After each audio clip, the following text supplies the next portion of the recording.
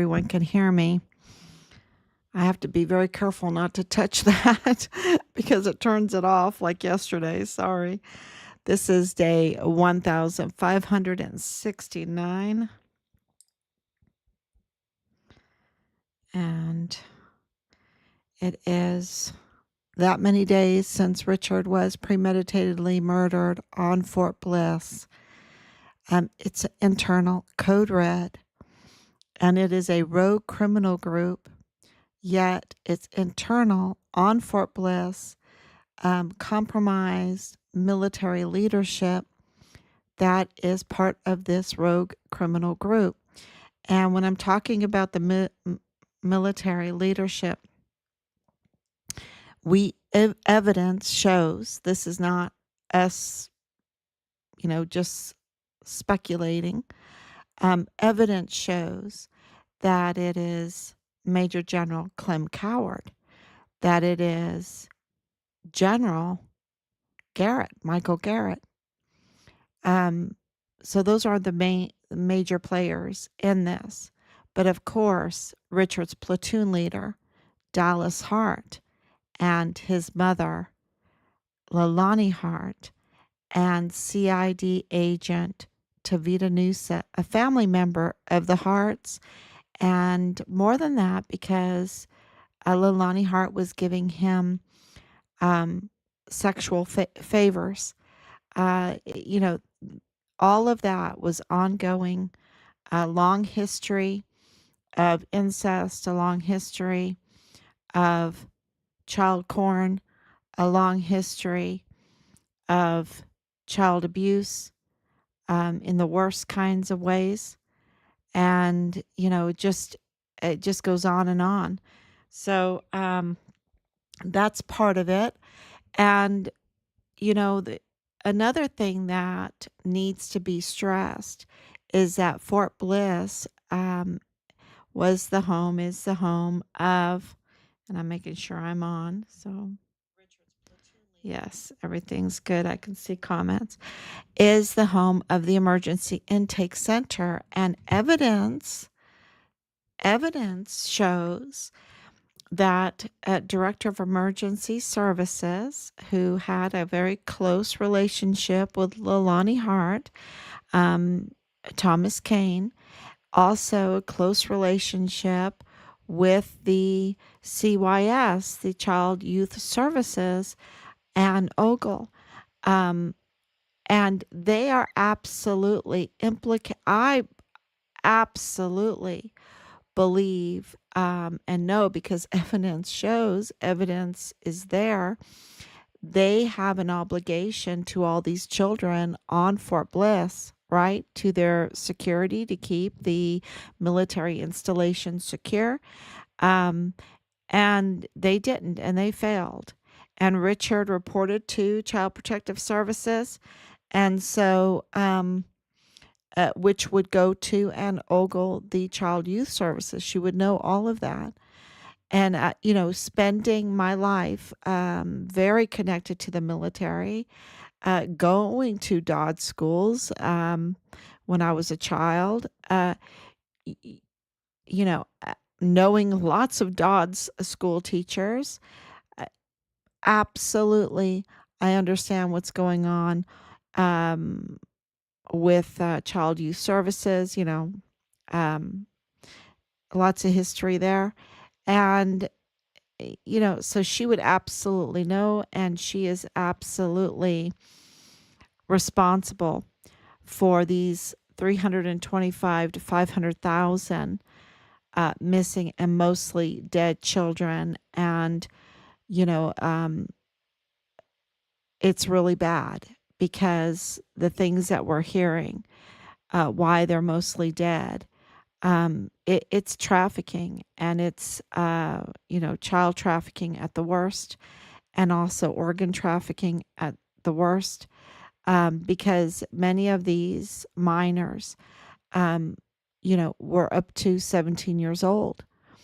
And so it's a very, very terrible thing, what is going on in our world. And I'm very grateful that we have a change of administration, that we have. I think that the mandate um,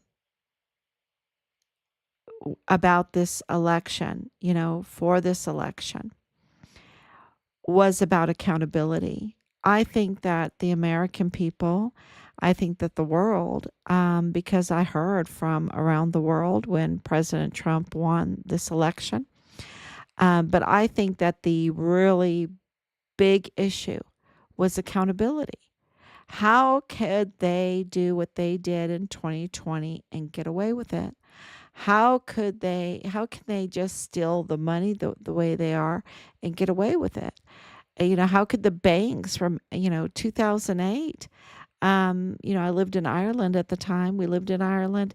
Ireland was one of the pigs, right? You had Portugal, Italy, Ireland, Greece, and Spain. Um, the banks got bailed out, the people didn't. Uh, the accountability was the first thing that they complained about. And I'm hearing that from everyone now. Everyone wants accountability. And I hope that Trump doesn't let us down on that. I hope he doesn't go soft on these absolute criminals.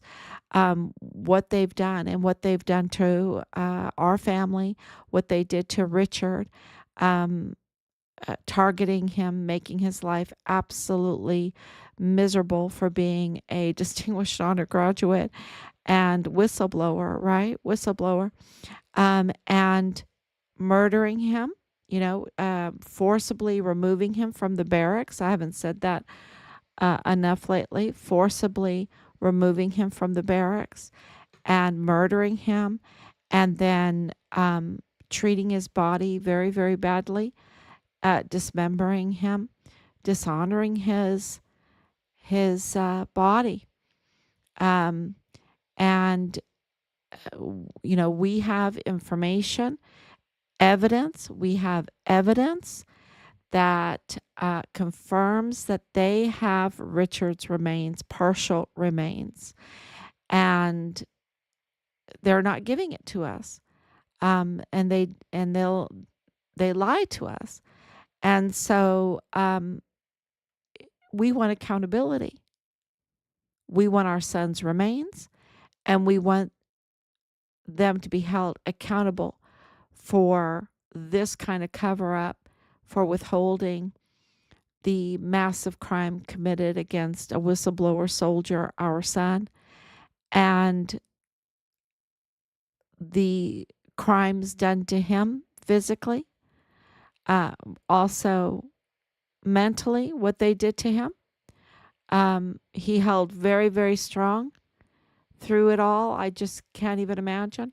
When I look at Glennon Oakley Jr.'s videos, um, this was a standard operating procedure to whistleblowers in the Fort Bliss, El Paso area because they were compromised with the cartel. We have evidence that they are compromised with the cartel. And people would tell me, oh, the cartel is not involved. Absolutely, the cartel is involved in this because it has to do with the trafficking, the criminal trafficking. And, it is a rogue criminal group. It's not as big as you think it is. It's not small, but it's not as big as you think it is.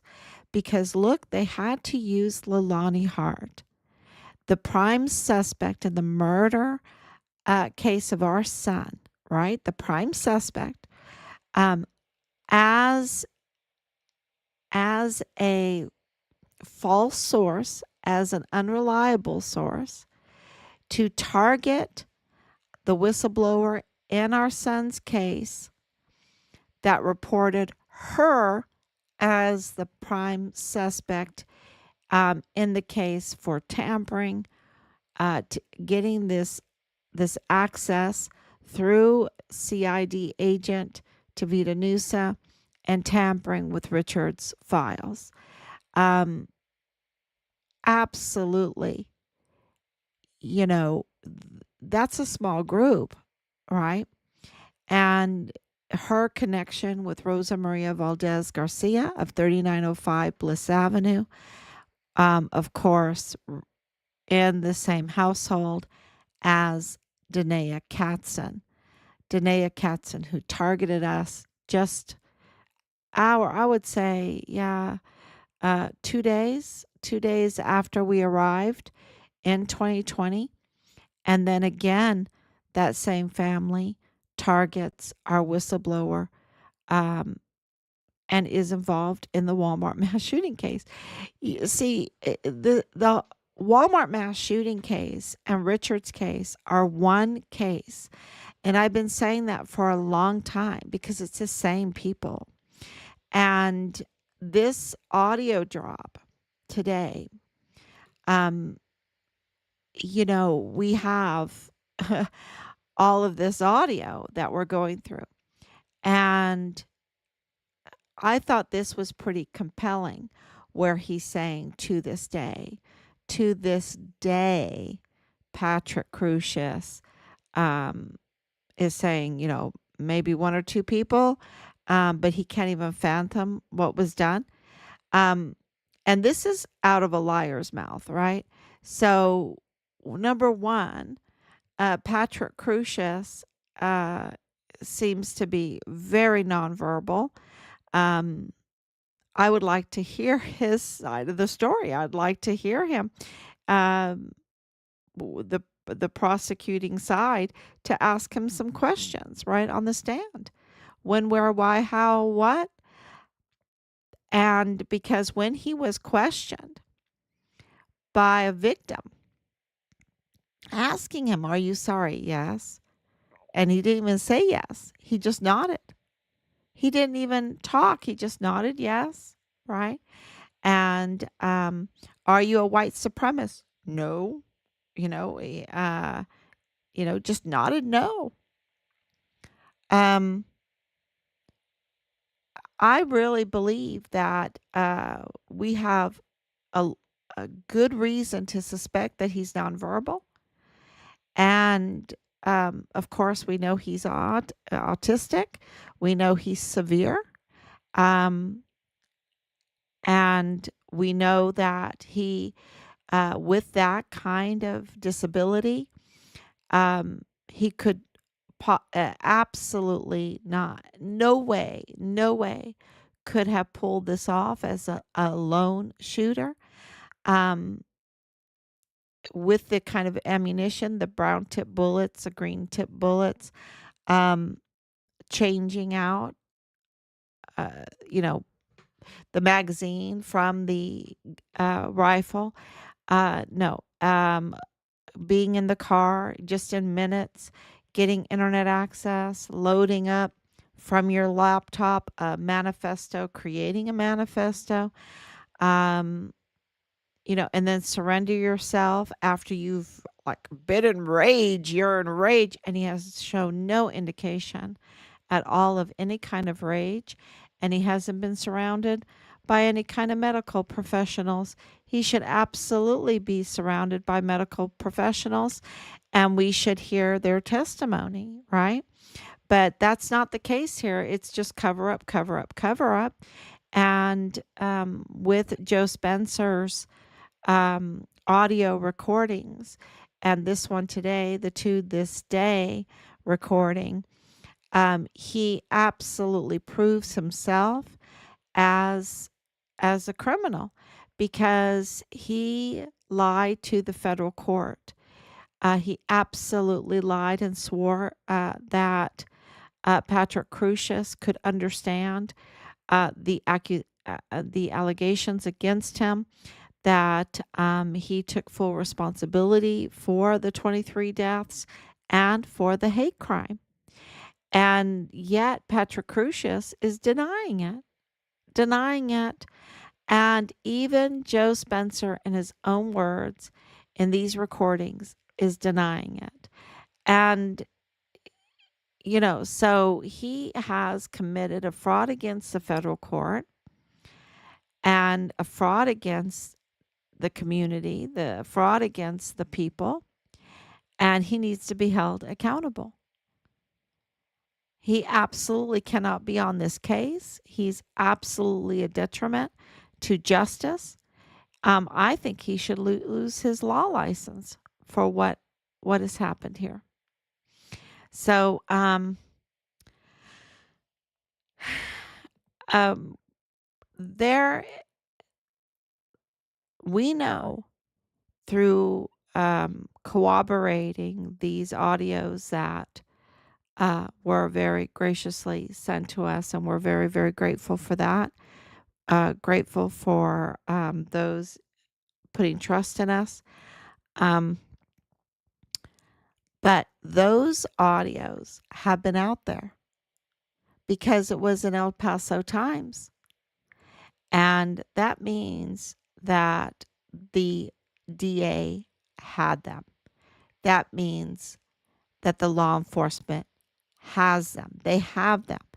The DA and the law enforcement has them. If they're in El Paso Times, they're in the law enforcement hands and they're in the district attorney's hands. Okay? That's what that means.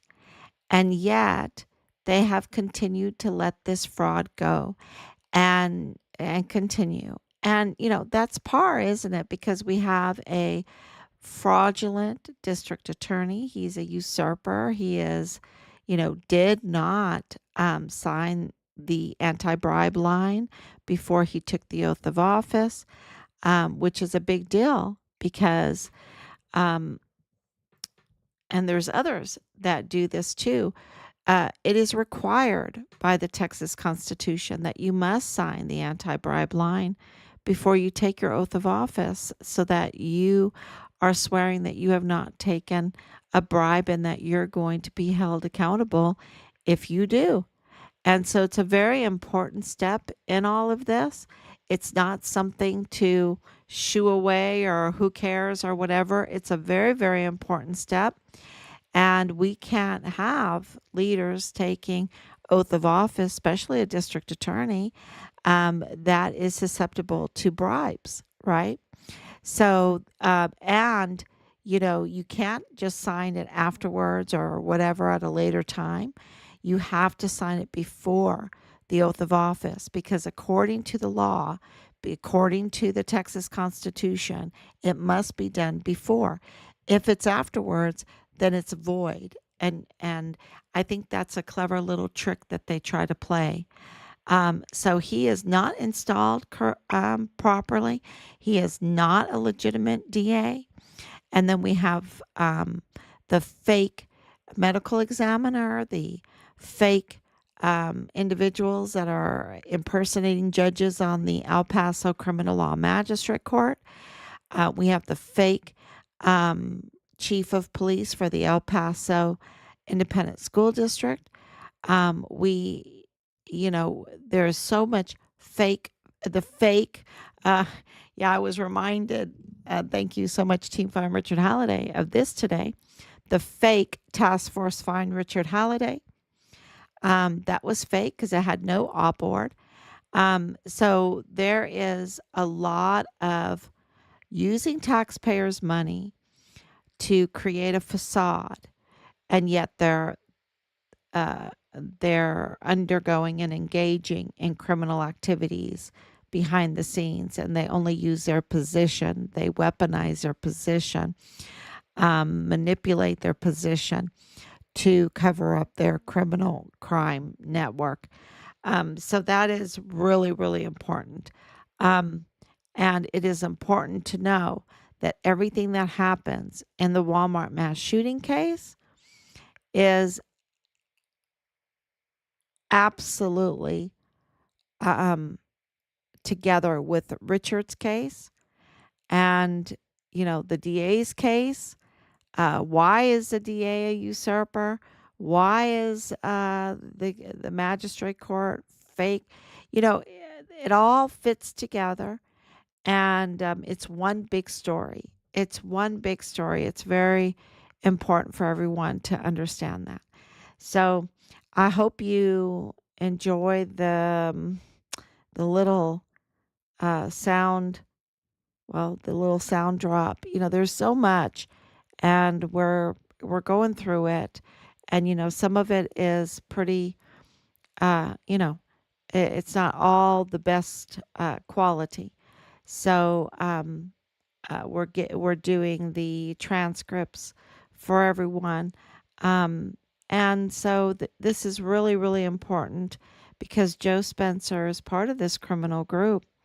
He absolutely committed fraud against the court. Absolutely knew that Patrick Crusius was not a white supremacist, and whatever you want to believe about him, the truth is that there's evidence that he's not a white supremacist, that he's not racist, and that they were perpetrating a psyop on the community, um, lies and lies to pin it on him, so that the real shooters could roam free, right? And that you can put it as many meetings as you want, but he doesn't think it's funny. I don't think he even knows. I don't even think he knows because, he is looking very different from the beginning. He's looking very betrayed and abused. He's looking very abused from the beginning. He's looking malnourished from the beginning. He's unkept. He's put in chains. Um, they are absolutely abusing him. You cannot parade your client around in chains and um, uh, jail clothes when we have a presumption of innocence. And you cannot say, oh, well, he's already guilty in the federal court, so that way he can be. No, no, no. These are two different jurisdictions. They had him in a suit for the federal court. And for the state case, they need to have him in a suit also, trimmed and cut and looking good. Otherwise, you are absolutely, um, for millions and millions of dollars, he should have a good defense. Um, and we need to get to the truth. Just because of our fear, just because of our tears and our pain, um, we don't want to send the wrong person to death row, even though I don't think they want him to be on death row because that would mean an automatic appeal and going through his case with a fine tooth comb. I don't think they want that. I think they always intended to plead him out. They never intended to do a trial because a trial is too revealing. And maybe we would hear him speak. And why is this important? Because Richard's truth is buried under the Walmart case. Richard was reporting on the criminal trafficking, reporting to multiple um, agencies, institutions about what was happening. And he told us it was very, very bad. It was very, very bad. And Child Protective Services in Washington, D.C., and FBI Houston, and IG, and CID, and 911. It was very, very bad. And there were audits. So his whistleblowing reports got traction, and they were actually auditing, and Fort Bliss was under investigation. And because of that, um, they decided that they were going to continuously and severely retaliate against Richard, and then murder him, and then cover it up. And the same people, the Rosa Maria Valdez Garcias, who's both cases, Danae Katzen, who's a family member, same household, um, and Leilani Hart, and Dallas Hart, Richard's platoon leader, and James Hart, and I can go on of this rogue criminal group. They are connected to both cases. And, what are the chances of that, right? In the city of El Paso? Zero, zero. And you have Angela Kachurga's husband confirming that with Texas Heart. You have hard evidence that puts everything together. The timeline, uh, the retaliation, how they retaliated, when they retaliated. It all fits together, snug as a bug in a rug. Um, just this absolute puzzle pieces fitting together. And the Walmart case is Richard's case. It was a diversion. They put it together to divert from the audits, from the investigations. Um, of course, um, it was, let's make some money off of it, let's whatever. And then you see with Joe Spencer in this audio, um, saying, I don't want nickels and dimes. I want I want an open wallet, right? I want an open checkbook. Um, and then going and meeting him, you know, um, and saying what he does on to this day, and that was in 2022. We know the exact date. It was at a hotel, um, 2022, and you know, and he's pleading. The sentencing was in 2023, the federal sentencing. And he is letting his client, knowing what he knows about the unsure mental capacity, and not unsure meaning uh, they're unsure about that he has a mental problem. They absolutely know that Patrick Crusius is autistic with a severe mental health condition. They were talking about it. They know it, that he does not understand, that he is banging his head on the concrete since he was 3 years old. He does not have the understanding, and also that he denies being a hater. And so I think he needed a fair trial, not a plea deal. See, the plea deal, you have to agree to those things, right? You're making a deal. Okay, I'll say I'm a hater. Okay, I'll say, I take responsibility. But if you're not in the right mind to do that, then the deal is off and there needs to be a federal trial. So, with these recordings, it's going to be interesting what the federal court does. Okay. Um, they have to react somehow to this because the case has been interfered with. Absolutely. So,